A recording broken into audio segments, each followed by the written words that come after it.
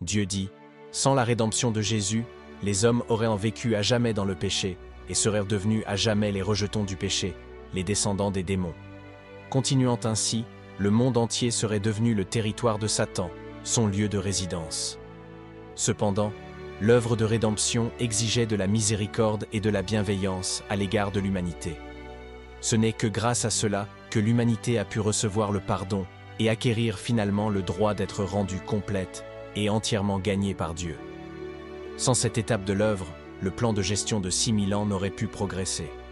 Si Jésus n'avait pas été crucifié, s'il n'avait fait que guérir les malades et exorciser les démons, alors les hommes n'auraient pas pu être complètement pardonnés de leurs péchés. Au cours des 3 années et demie que Jésus a passé sur terre à réaliser son œuvre, il n'a accompli que la moitié de son œuvre de rédemption.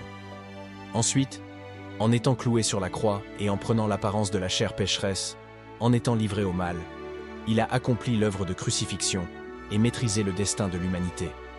Ce n'est qu'après avoir été livré aux mains de Satan qu'il a racheté l'humanité. Pendant 33 ans et demi, il a souffert sur la terre, été ridiculisé, calomnié et abandonné, au point même qu'il n'avait nulle part où poser sa tête, nulle part où se reposer.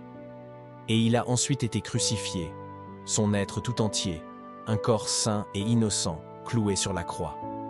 Il a enduré toutes sortes de souffrances possibles. Les dirigeants se sont moqués de lui et l'ont fouetté, et les soldats lui ont même craché au visage. Pourtant, il a gardé le silence et a enduré jusqu'au bout, se soumettant inconditionnellement jusqu'à la mort, à la suite de quoi, il a racheté toute l'humanité. Ce n'est qu'alors qu'il a pu trouver le repos.